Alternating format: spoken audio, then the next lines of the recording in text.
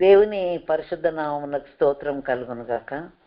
ప్రభువైన యేసుక్రీస్తు నామంలో యేసయ్య మినిస్ట్రీస్ జూమ్ మీటింగ్లో ఉన్న దేవుని బిడ్డలందరికీ హృదయపూర్వక వందనాలు. బలమైన దేవుడు, సైన్యములకు అధిపతి అయిన ప్రభువు మనం సేవిస్తున్న గొప్ప దేవుడు కనుక ఆ బలమైన దేవుడు, సైన్యములకు అధిపతి అయిన ప్రభువు మనల్ని ఇంతవరకు కాపాడి నడిపిస్తున్నందుకు దేవునికి స్తోత్రం. 2025 సంవత్సరాన్ని కృపకలుగా ఆజ్ఞాపించి మహిమ పొంది సంవత్సరంగా దేవుడు మనకి ఇచ్చాడు కనుక తన కృపను కలుగని ఆజ్ఞాపిస్తూ మనకెన్నో మేళ్ళు చేస్తూ ఉండగా మనం ప్రతి విషయానికి దేవుని మహిమపరచవలసిన వారమై ఉంటున్నాము. దేవునికి స్తోత్రములు. బిడ్డలారా, ఈరోజు మరి మన వాక్య భాగంలో 46, 47 పాయింట్ మనం ధ్యానించుకోబోతున్నాము. 2025 కృపకలుగా ఆజ్ఞాపించి సంవత్సరంలో ఇవ్వబడిన పాయింట్స్లో 46, 47 పాయింట్ ఈరోజు ధ్యానించుకోబోతున్నాం. 46వ పాయింట్ కొరకు వాక్య భాగము 2వ రాజుల గ్రంథము 4వ అధ్యాయము 27వ వచనం. 2వ రాజుల గ్రంథము 4వ అధ్యాయం 27వ వచనం. పిమ్మట ఆమె కొండ మీదనున్న దైవజనుని యొద్దకు వచ్చి అతని కాళ్ళు పట్టుకొనెను. గేహజీ ఆమెను తోలివేయటకు దగ్గరకు రాగా దైవజనుడు, ఆమె బహువ్యాకులముగా ఉన్నది, యెహోవా ఆ సంగతి నాకు తెలియజేయక మరుగు చేశాను, ఆమె జోలికి పోవద్దని వానికి ఆజ్ఞ ఇచ్చెను. దేవునికి స్తోత్రం. వాక్య భాగాన్ని మనం ధ్యానించుకోబోతున్నాం. దేవుని బిడ్డారా, ఈ సందర్భం మనందరికీ తెలుసు. ఏంటి ఆ సందర్భం అంటే, సూనేమీరాలు ఎలీషా ప్రవక్తకు ఆతిథ్యం ఇచ్చింది. శ్రద్ధాభక్తితో ఆతిథ్యం ఇచ్చింది.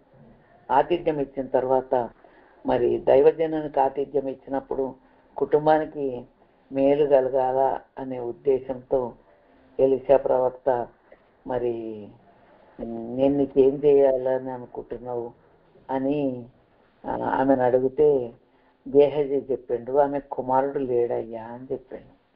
సరే, ఆమెను పిలిచినప్పుడు ఆమె ద్వారం దగ్గర నిలబడ్డది. కానీ మరి ఎలీషా ప్రవక్త స్వయాన చెప్పేసింది ఏంటంటే, నీకు మరుసటి సంవత్సరం కుమారుడిని దేవుడిస్తాడు అని చెప్పేసి.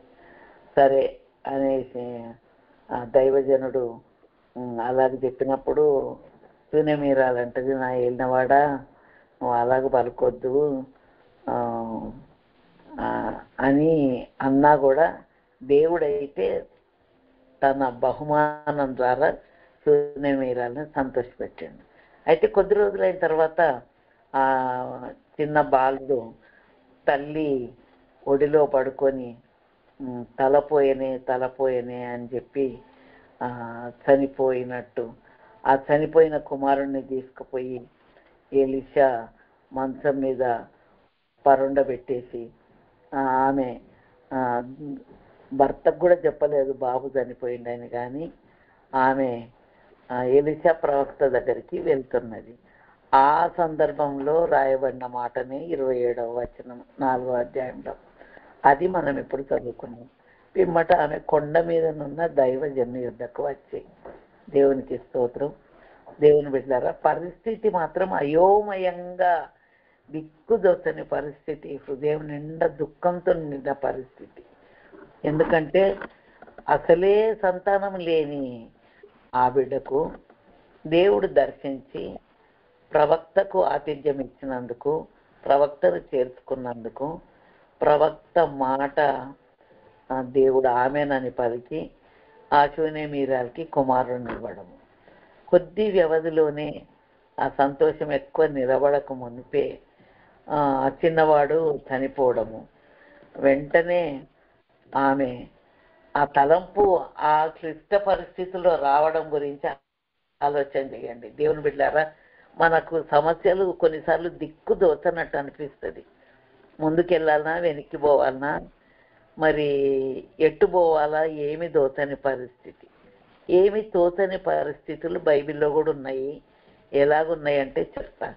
దావీదును జనసంఖ్య లెక్క చూసినప్పుడు దేవుడు 3 పనిష్మెంట్లలో ఒకదాన్ని కోరుకోమంటాడు.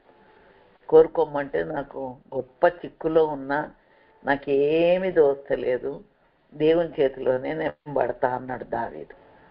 మరి ఇంకొక సందర్భంలో దిక్కుదోచని పరిస్థితి ఏంటంటే 2వ దినవృత్తాంతములు 20వ అధ్యాయంలో యెహోషాపాతు రాజు మీదకి 4 రాజులు దండెత్తి వచ్చారు. ఒక్కసారే 4 కలిసి కట్టుగా వచ్చేసరికి ఏమి చేయటకు మాకు తోచదు, నీవే మా దిక్కు అని 2వ దినవృత్తాంతం 20వ అధ్యాయము 12వ వచనంలో ఆ మాట రాయబడింది. ప్రభువా, ఏమి చేయటకు మాకు తోచదు, నీవే మా దిక్కు. దేవుని బిడ్డలారా, ఈ శూన్యమీరాలికి కూడా ఏమి చేయాలనో అర్థం కాలే. కానీ కొండ మీద ఉన్న దైవజనం దగ్గరికి వచ్చి పాదాలు పట్టుకుంది. దేవుని బిడ్డ, ఈ వాక్యం వింటున్నావా నా ప్రియ సహోదరి సహోదరులారా? మీతో నేను చెప్పేది ఏంటంటే, క్లిష్ట పరిస్థితిలో మనం ఉన్నప్పుడు, దిక్కుదోచని పరిస్థితిలో ఉన్నప్పుడు, ఏమి చేయాలనో అర్థం కాని పరిస్థితిలో ఉన్నప్పుడు యేసయ్య పాదాలు పట్టుకోవడం తప్ప మరో మార్గం లేదు. ఎలీషా అన్న మాటకు యెహోవాయే నా రాజు అని అర్థం. గనుక దేవుడే మన రాజు, దేవుడే మన దిక్కు, దేవుడే మన సహాయము. గనుక శూనేమీరాలు వచ్చి ఎలీషా పాదాలు పట్టుకున్నట్టు, ఎస్తేరు వెళ్ళి అహష్వేరోషు పాదాలు పట్టుకున్నట్టు, రూతు వెళ్ళి బోయాజు పాదాలు పట్టుకున్నట్టు, మరి యేసయ్య బిడ్డలము, ఆయనను సేవిస్తున్న బిడ్డలమైన మనము ప్రతి పరిస్థితికి ఆయన పాదాలు మాత్రమే పట్టుకోవాలా అని చెప్పి నేను జ్ఞాపకం చేస్తున్నా. ఈ పాదాలు పట్టుకోవడం అనేది మానవుల సిద్ధాంతము. అన్యజనులు పాదాలు పట్టుకుంటారేమో కానీ మనం పట్టుకోవద్దు అనేది కొందరు అంటారు. ఎందుకంటే నా వ్యక్తిగత అనుభవంలో నాకు కూడా తెలుసు. నేను మా నాయనకు 75 సంవత్సరాల బర్త్డే, అంటే 75 కాదు 85 సంవత్సరాల బర్త్డే. నాయన, నిన్ను దేవుడు 85 సంవత్సరాలు కాపాడిండు, అధిక బలం కూడా దాటింపజేసిండని నేను కుటుంబ ప్రార్థనలో కూర్చున్నప్పుడు, మా ఇంట్లో రామ్నగర్లో ఉన్నప్పుడు మా నాయనకు 85 సంవత్సరాల బర్త్డేకి నేను ఏం గిఫ్ట్ ఇవ్వాలి ప్రభువా అని ప్రార్థన చేసుకున్నా. అప్పుడు నాకు ప్రభు ప్రేరేపించాడు, మీ నిమిత్తం మీ తండ్రి చాలా కష్టపడ్డాడు కదా, ఆయన పాదాల మీద తలబెట్టి కృతజ్ఞతలు చెప్పుకోమని. అప్పుడు నేను కుటుంబ ప్రార్థన కాగానే, ఇంత పెద్దగా అయిన తర్వాత ఇంకా పాదాలు పట్టుకోవడం అంటే కొంచెం ఎంబ్రేసింగ్ ఉంటుంది కదండి. కొంచెం టెన్షన్ పడిపోతాం, కలవరపడిపోతాం. ఇదేంటి ఇట్లా చేస్తుందని కూడా అంటారు అనేటోళ్ళు. అప్పటికే అన్నారు కూడా నన్ను. సరే, ఏదైతేనేమి నేను మాత్రం ఆ బర్త్డే రోజు మా నాయన కాళ్ళ మీద పడి, నాయన నువ్వు మా కొరకు ఎంత కష్టపడ్డావు కదా నాయన, నువ్వు ఎంత కష్టపడి పని చేసినావు అని చెప్పి పాదాల మీద నా తల పెట్టిన. అది నాకు ఎక్స్పీరియన్స్. కనుక దేవుని బిడ్డారా, యేసయ్య పాదాల మీద మనము తల పెట్టుకోవాలా, యేసయ్య పాదాలు పట్టుకోవాలా. అపోస్తల కార్యం 10వ అధ్యాయంలో కొర్నేలు ఇంటికి పేతురు వచ్చినప్పుడు పాదములకు ముద్దు పెట్టుకున్నాడు, పాదాలు పట్టుకున్నాడు అని. ఆ విధంగా లూకాసు వార్త 7వ అధ్యాయంలో ఆ పాపాత్మరాలైన స్త్రీ యేసయ్య పాదాలను ముద్దు పెట్టుకోవడం మానలేదట. కనుక ఇంకా నేను ఏమి చేయలేను, నిస్సహాయరాలను అనుకున్నప్పుడు యేసయ్య పాదాలు ఒకటే మనకు శరణ్యము. దేవుని బిడ్డలారా, నేను మనుషుల విషయం కాదు చెప్పేది, దేవుని విషయంలో ఆయన పాదాలు పట్టుకోవాలి. ఆయన పాదాలు పట్టుకునేవారు కృతజ్ఞత తెలుపుకోవడానికి చేస్తే తప్పేమీ లేదు అని నా ఉద్దేశం. మరి బైబిల్లో ఉన్నది కనుక నాది రైట్ అనే నేను అనుకుంటా.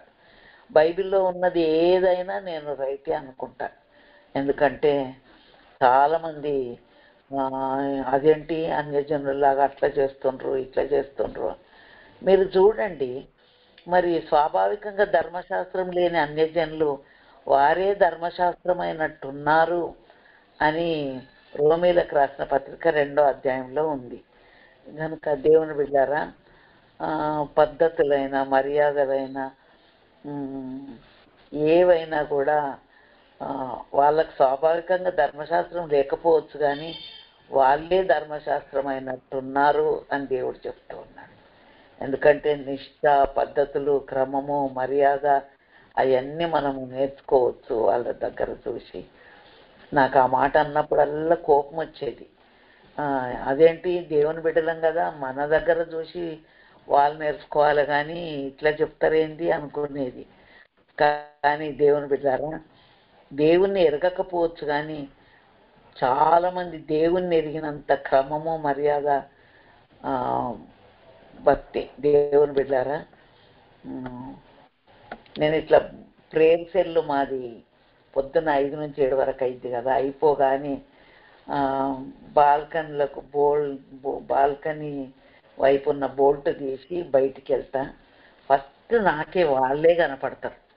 వాళ్ళు దేవుణ్ణి ఎరగని వారే కానీ ఎంత మాదిరిగా ఉంటారంటే చెప్పొద్దు.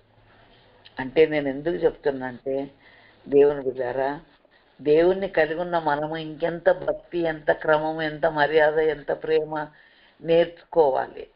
గనుక దేవుడు మనల్ని మెచ్చుకునే అంత మంచి లక్షణాలతో నిండి ఉండాలని మాత్రమే చెప్తున్నాను. గనుక ఇక్కడ ఈ శూనేమీరాలు ఆమె కొండ మీదనున్న దైవజనుని యొద్దకు వచ్చి అతని కాళ్ళు పట్టుకొనేను. గేహజీ అంట ఆమెను తోలేయడానికి దగ్గరకు వచ్చిందంట. అప్పుడు వెంటనే ఎలీషా ప్రవక్త అంటున్నాడు, ఆమె బహు వ్యాకులముగా ఉన్నది, యెహోవా ఆ సంగతి నాకు తెలియజేయక మరుగు చేశాను, ఈమె జోలికి పోవద్దని వానికి ఆజ్ఞ ఇచ్చాను. దేవుని బిడ్డారా, దేవుని బిడ్డల పక్షంగా దేవుడే వ్యాజ్యమాడతాడు. వ్యాకులముగా ఉన్నవారి జోలికి వెళ్ళొద్దు అని ఎలీషా ప్రవక్త గేహజీతో చెప్తున్నాడు. దేవుని బిడ్డ, నువ్వు వ్యాకులంతో ఉన్నవా, బాధతో ఉన్నవా, దిక్కుదోచని పరిస్థితుల్లో ఉన్నవా, నిన్నెవరైనా ఆటంకపరిచినా ఏమన్నా అన్నా కూడా దేవుడే నీ కొరకు వ్యాజ్యమాడతాడు, సాక్షిగా వస్తాడు, మధ్యలో వచ్చి ఆయన్నే మాట్లాడతాడు. ఆమె జోలికి పోవద్దు. ఈ మాట 2-3 సార్లు బైబిల్లో ఉంటుందండి. మార్క్స్ వార్త 14వ అధ్యాయం 6వ వచనంలో కూడా ఆ స్త్రీ అత్తరు బుడ్డి తీసుకొచ్చి పోసినప్పుడు ఈ ధర మిక్కిలి వెదక అమ్మేసి దీన్ని బీదలకి ఇవ్వచ్చు కదా అంటారు. అంటే ఆమెను తొందర పెట్టొద్దు, ఆమె నా భూస్థాపన కొరకు ఒక మంచి కార్యం చేసింది అని దేవుడు చెప్తాడు. దేవుని బిడ్డారా, మంచి కార్యాలు చేసే వాళ్ళ జోలికి పోవద్దు, వ్యాకులముగా ఉన్న వారి జోలికి పోవద్దు. అపోస్తుల కార్యంలో 5వ అధ్యాయంలో 38వ వచనంలో ఉంటుంది, దైవ జనుల జోలికి పోవద్దు అని. ఎందుకంటే 3వ అధ్యాయంలో శృంగారం అనే దేవాలయం దగ్గర పేతురు యోహాన్లు అద్భుతం చేశారు. ఆ కుంటివాన్ని యేసయ్య నామంలో లేవనెత్తి స్వస్థపరిచారు. అది యేసయ్య నామంలో ఉన్న గొప్పతనము. వెండి బంగారాలు వేస్తాం కానీ భిక్షగాళ్లకు, అంతకంటే విలువైందే స్వస్థత ప్రభువుని బట్టి దొరికింది ఆ కుంటివానికి. గనక దేవునికి స్తోత్రం. దేవుని బిడ్డారా, ఆ విధంగా అద్భుతం దేవుడు పేతురు యోహాన్ల ద్వారా జరిగించినందుకు వాళ్ళను కొట్టి జైలు వేసి ఆ విధంగా బంధించి పెడితే యాసోను అనే అతని వ్యక్తి ఇంటి మీదకి పోయి పడితే జోలికి పోవద్దు అని దేవుడు చెప్తాడు. దేవుని బిడ్డారా, వాక్యం చదువుతున్న మీరు చూడండి. కాబట్టి నేను మీతో చెప్పినది ఏమనగా, ఈ మనుషుల జోలికి పోక వారిని విడిచిపెట్టుడి. ఈ ఆలోచన అయినను ఈ కార్యమైనను మనుషుల వలన కలిగినదాయన, అది వ్యర్థమగును. దేవునికి స్తోత్రములు. యాసోను విషయంలో లేదు కానీ దూద అనే ఒకడు లేచి తిరుగుబాటు చేసినప్పుడు అతడు అతని అనుచరులు నశించిపోయినరు. కాబట్టి మీరు దూద అనేవాడు లేచినట్టుగా 36వ వచనంలో ఉంది. యూదా అనే ఒకడు తిరుగుబాటు చేసినందుకు 37వ వచనంలో ఆయన గురించి ఉంది. అంటే దేవుని బిడ్డలకు విరోధంగా జోలికి పోవద్దు అని దేవుని వాక్యం చెప్తుంది. దేవుని బిడ్డారా, ఈ శూన్యమీరాలు జోలికి పోవద్దు అని గేహజీకి చెప్తున్నాడు. ఎవరు? ఎలీషా ప్రవక్త. దేవుని బిడ్డారా, దేవుని నామమును బట్టి మంచి కార్యాలు చేస్తున్న, వ్యాకులముతో నిండున్న, బాధల్లో ఉన్న మరి దేవుడు వాడుకునే మనుషుల జోలికైనా వెళ్ళకూడదు అని దేవుని వాక్యం స్పష్టంగా చెప్తుంది. కనుక ఆమె జోలికి పోవద్దు అని గేహజీకి ఆజ్ఞ ఇచ్చాను. కనుక దేవునికి స్తోత్రం. దేవుని బిడ్డారా, దేవుని బిడ్డలమైన మనకు దేవుడు దిక్కు, ఆయన పాదాలు పట్టుకోవాలా. ఆయన బిడ్డల పక్షాన దేవుడు మాట్లాడతాడు, దేవుడు ఆజ్ఞ ఇస్తాడు.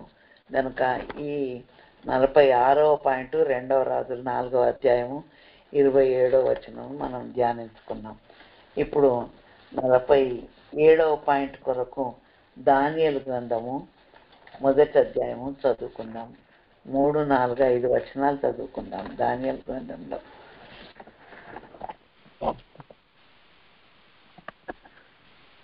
రాజు అశ్వనజు అన్న తన నపుంసకుల అధిపతిని పిలిపించి అతనికి ఇలాగా ఆజ్ఞాపించెను: ఇశ్రాయేలీల రాజవంశంలో ముఖ్యులై లోపం లేని సౌందర్యమును, సకల విద్యా ప్రవీణతయు జ్ఞానమును కలిగి తత్వజ్ఞానం తెలిసిన వారై రాజనగర్లో నిలవదగిన కొందరు బాలులను రప్పించి కల్దీల భాషను విద్యను వారికి నేర్పుము. మరియు రాజు తాను భుజించు ఆహారంలో నుండి, తాను పానము చేయి ద్రాక్షారసంలో నుండి అనుదిన భాగము వారికి నియమించి 3 సంవత్సరంలో వారిని పోషించి పిమ్మట వారిని తన ఎదుట నిలవబెట్టినట్లు ఆజ్ఞ ఇచ్చాను.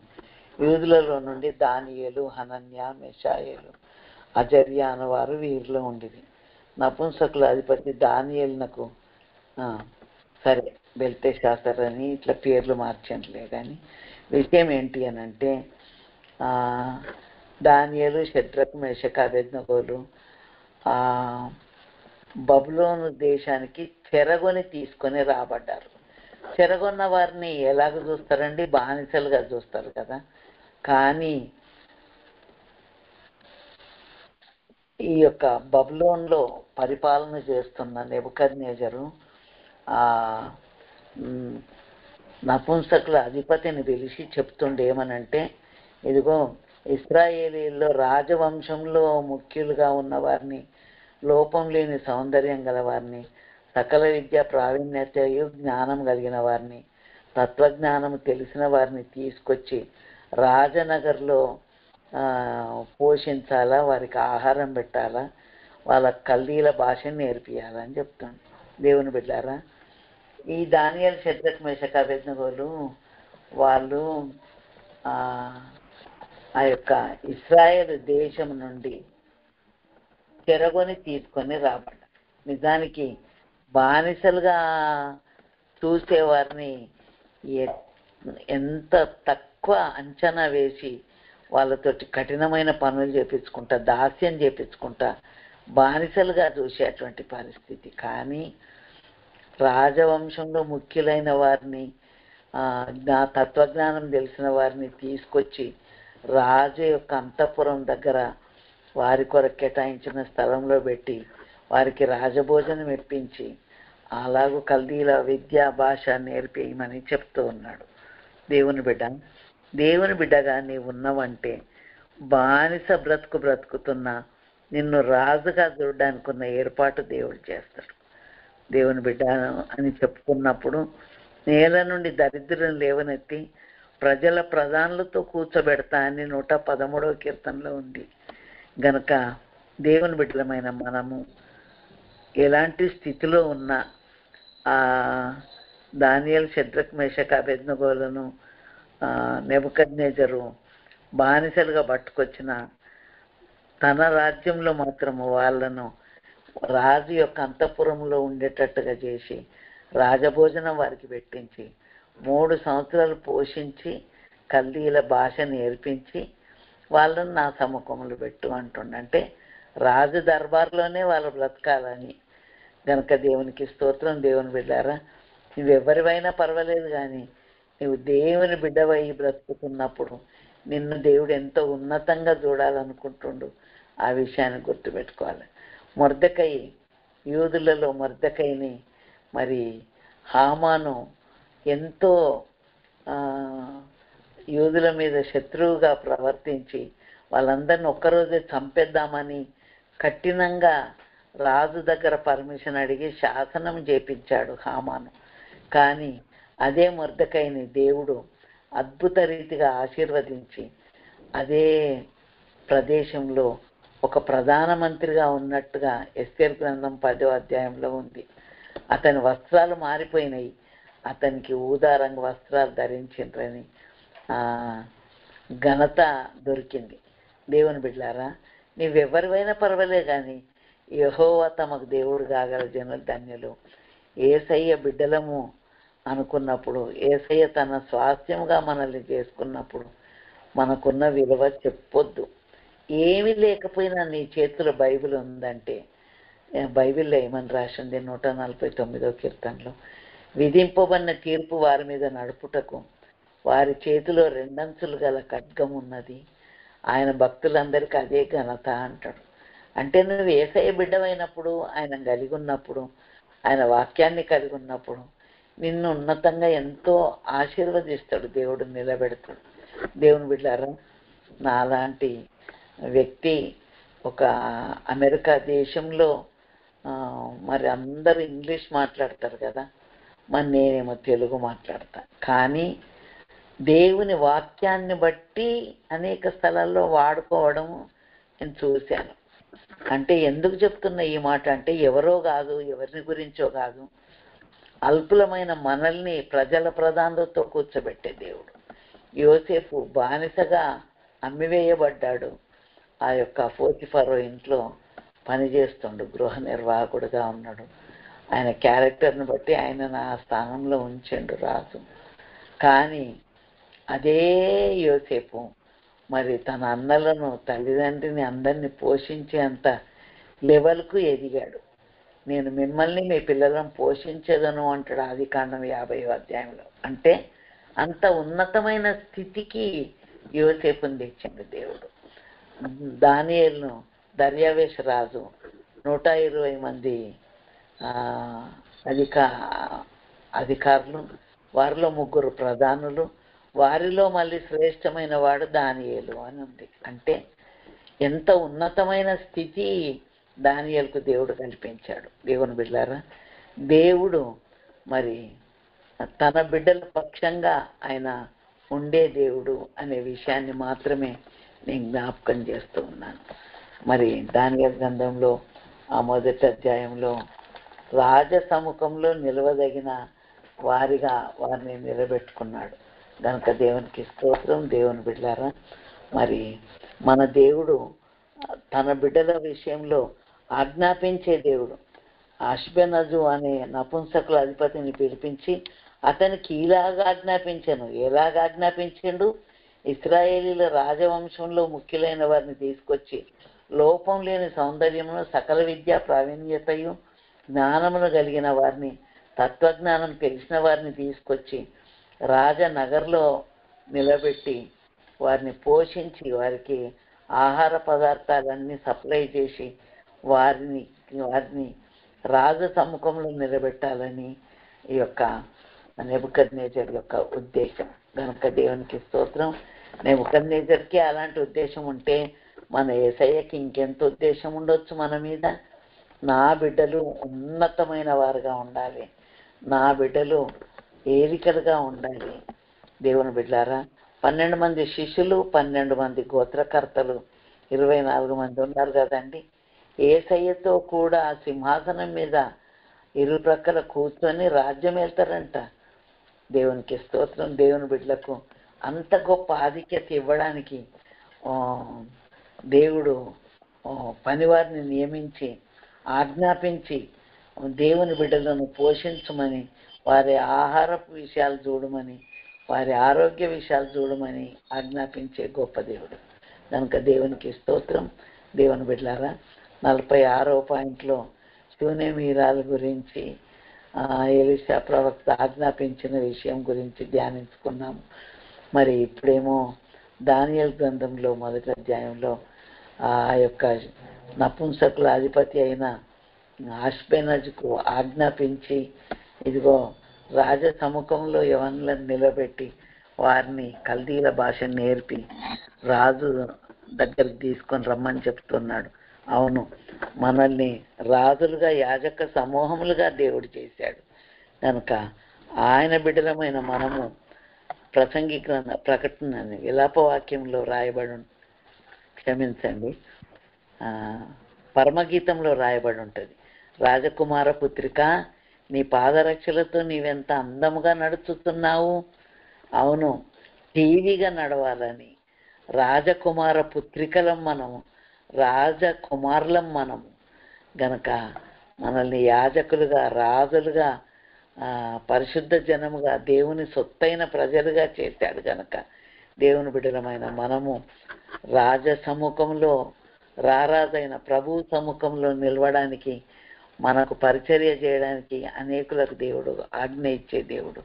గనక అంతేకాదు, హెబ్రీ పత్రికలో ఒక మాట ఉన్నదండి, దేవదూతలతోటే పరిచర్య చేపిస్తాడంట. హెబ్రీ పత్రిక 1వ అధ్యాయంలో నేను చదువుతానండి. దేవదూతలతోటి పరిచర్య చేపిస్తాడంట. నేను నీ శత్రువులను నీ పాదములకు పాదపీఠముగా చేయి వరకు నా కుడి పార్శ్వమున కూర్చుండుము అని దూతలలో ఎవని గురించి అయినా ఎప్పుడైనా చెప్పానా? వీరందరూ రక్షణీయను స్వాస్థ్యమును పొందబో వారికి పరిచారం చేయుటకై పంపబడిన సేవకులైన ఆత్మలు కారా? దేవునికి స్తోత్రం. రక్షణ అనే స్వాస్థ్యము పొందబోయే వారికి పరిచర్య చేయడానికి దేవుడు తన దూతలతో చెప్పి చేపిస్తాడంట పరిచర్య. గనక ఇంత గొప్ప ఆధిక్యత దేవుడు మనకిచ్చాడు. ఆనాడు దానియేలు, షద్రక్, మెషక్, అబేద్నెగోలకు ఆ యొక్క బబులోను సామ్రాజ్యంలో దొరికిన ఆ గొప్ప ఆధిక్యత, యోసేపుకు ఫరో దగ్గర దొరికిన ఆ గొప్ప ఆధిక్యత, ఆయన బిడ్డలమైన మనకు, రక్షణ అనే స్వాస్థ్యం పొందబోయే మనకు దేవుడు తప్పకుండా ఆధిక్యతనిచ్చి తన సముఖంలో నిలబెట్టుకుంటాడు.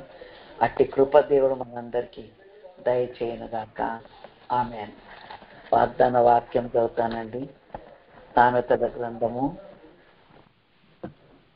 9వ అధ్యాయం 11వ వచనం. నా వలన నీకు దీర్ఘాయువు కలుగును, నీవు జీవించే సంవత్సరంలో అధికములగును. ఇది వాగ్దానము. దేవుని వలన మాత్రమే దీర్ఘాయువు కలిగేది. మనం జీవించే సంవత్సరాలను అధికం చేసేది దేవుడే. ఈ గొప్ప వాగ్దానము దేవుడు మనందరి పట్ల నెరవేర్చును కాక. ఆమె ప్రార్థన చేసుకుందామండి.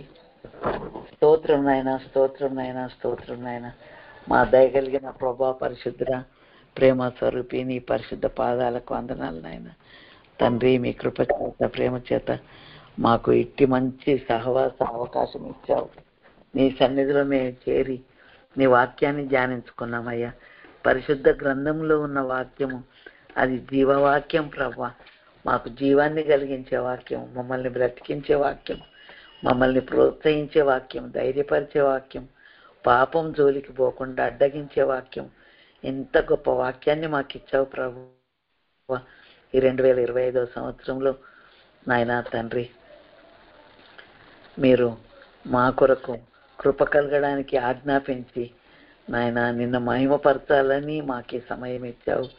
మా జీవితంలో అలాంటి కృపను కలిగిస్తున్నందుకు మేము నిన్ను మహిమపరచాలి నాయన. అయ్యా, ఆ శూన్యమీరాల విషయంలో గేహజీతో మీరు ఆజ్ఞ ఇచ్చారు. అంతేకాదు దానియేలు విషయంలో తండ్రి నపుంసకుల అధిపతి అయిన అష్కెనజుకు ఆజ్ఞాపించారు. అవును ప్రభా, మా గురించి కూడా నీ దూతలకు నీవు ఆజ్ఞాపించే దేవుడవు గనుక నాయన ఇట్టి గొప్ప ఆజ్ఞను మీరు ఇచ్చి మమ్మల్ని పోషిస్తున్నందుకు, నడిపిస్తున్నందుకు, మా ఎడలకు కృప చూపిస్తున్నందుకు మీకే వందనాలు చెల్లిస్తూ మీ నామాన్ని మేము హెచ్చించడానికి, మీ నామాన్ని మహిమపరచడానికి నీ కృపను మా ఒక్కొక్కరికి అనుగ్రహించమని సాయం చేయమని మా ప్రభువును ప్రియరక్షకునైన యేసుక్రీస్తు నామంలో ప్రార్థిస్తూ ఉన్నాను కన్న తండ్రి. ఆమేన్. తండ్రి అయిన దేవుని ప్రేమయు, ప్రభు అయిన యేసుక్రీస్తు కృపయు, పరిశుద్ధాత్మ దేవుని నిత్య సమాధానము, సహవాసము, ఆదరణ, కాపుదల ఆయన సన్నిధిలో తలవంచిన బిడ్డలకు, సకల పరిశుద్ధులకు నిత్యము తోడయండి నడిపించును గాక. ఆమేన్. ఆమేన్. ఆమేన్.